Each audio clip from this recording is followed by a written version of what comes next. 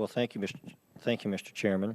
I was struck by the last remark that you made. As you know, the Department of Homeland Security Act of 2002 stood up the Department of Homeland Security and created a presidentially appointed position for an Assistant Secretary for Infrastructure Protection. That's the quote. And the mission is to recommend measures necessary to protect the key resources and critical infrastructure of the United States in coordination with other agencies of the federal government. But in your estimation, you're suggesting that that hasn't been fulfilled, and do you think that passing this Critical Infrastructure Protection Act would be catalyze some change in that direction? And I'll pass that to you, Dr. Franklin, if anyone else wants to address it. I absolutely do think that that's almost a necessary first step. Now, you mentioned the Department of Homeland Security was stood up in 2002 or 3. It would actually stood up after the legislation which created the EMP Commission, and as such, only the Secretary of Defense was mandated to actually take a look and respond. He could have rejected them, or as it turned out, he looked at them and accepted them. But there was no such belly button identified within the Department of Homeland Security, which of course didn't exist at the time. And so it was hard to find anybody who owned the problem. There indeed was an assistant for infrastructure protection. In fact, I believe I recall going in with Dr. Graham and briefing him, or perhaps General Lawson. And but nevertheless, there, kind of the ripples died out, and there's no detectable resonance these days.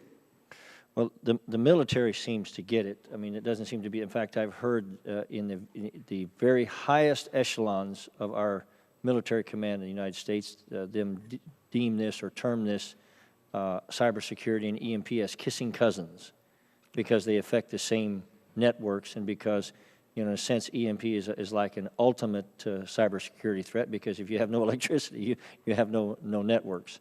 But with that said, NERC is currently undergoing a rulemaking procedure to look at protecting the grid from GMD, not so much EMP yet. And from my vantage points, it appears that they may be using some faulty science or data that justify inadequate standards that, in my judgment, don't go far enough. And it also appears that the standard may include only procedural and operational changes. And it leaves, in my judgment, our citizens at risk. It appears to me that hardware-based solutions eliminate to a large extent the worst of the most catastrophic element that might happen here. Can you tell me in this committee the importance of using hardware-based solutions versus just procedural methods to protect us against vulnerabilities? And I'd like to start over here with Dr. Pry and go through the group here, because I may not have another opportunity. Before answering that question, I'd like to add that the Critical Infrastructure Protection Act, its provision to establish a scenario focused on EMP, a national planning scenario EMP, was one of the core recommendations of the EMP Commission. So that legislation would be realizing this long-delayed goal of the Commission. A hardware-based solution to this is absolutely necessary. Operational procedures alone are not going to work against either geomagnetic disturbance and certainly not against a nuclear EMP attack.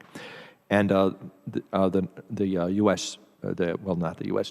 NERC, but the NERC, the North American Electrical Liability Corporation, has been resisting that and trying to argue that operational procedures would be sufficient for dealing with a geomagnetic storm, a Carrington-class geomagnetic storm.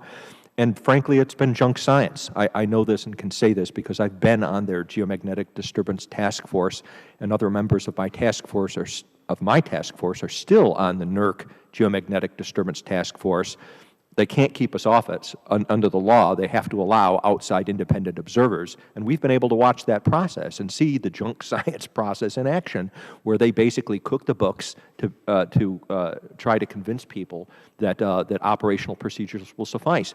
The most notorious example of this was the NERC's 2012 report that asserted that if a Carrington-class geomagnetic superstorm happened today, that they would be able to recover the grid in 24 hours.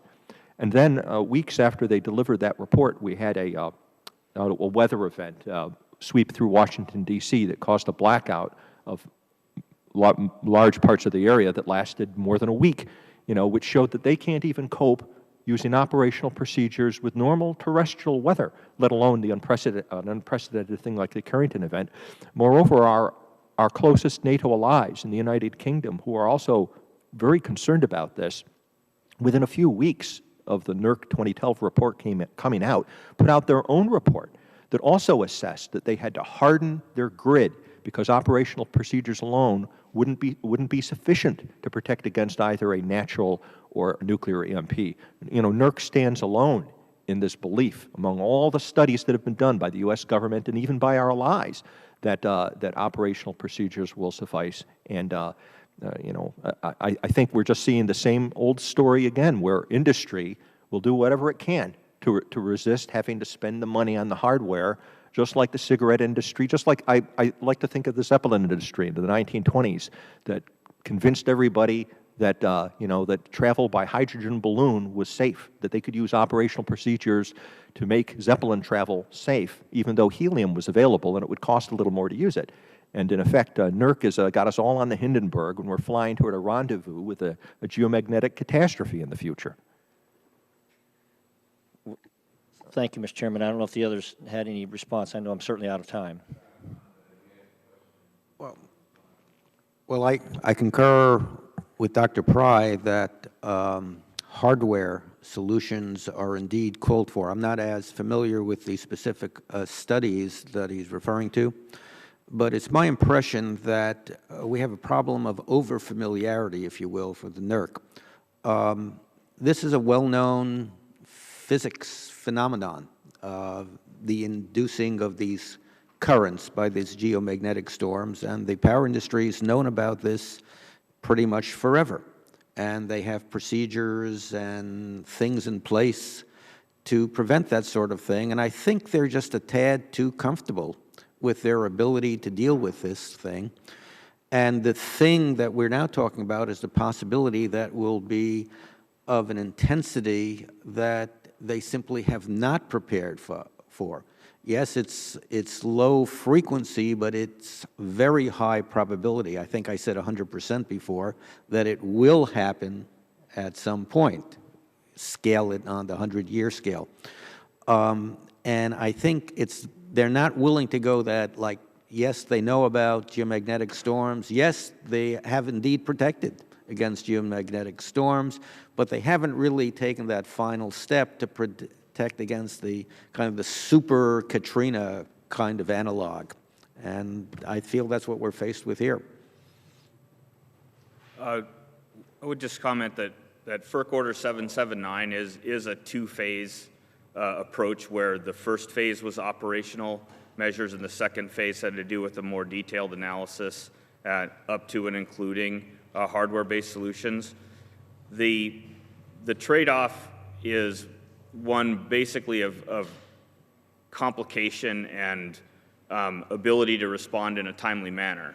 Operational procedures may be effective in a manageable size geomagnetic disturbance when there's decent warning, which may be available if the storm is slow moving. For massive solar storms, typically the velocity is higher, the warning time is less. This would really put stress on the operators as they tried to go through those procedures. But it was a place to start because it could be done immediately, where there needs to be more analysis and understanding of some of the hardware-based solutions. But ultimately, a mixture would probably be best, and certainly if you include EMP, where warning time would be 0, then operational procedures would be unbelievably challenging for the operators to be able to deal with an EMP event using operational procedures alone. Chair, thanks the gentleman.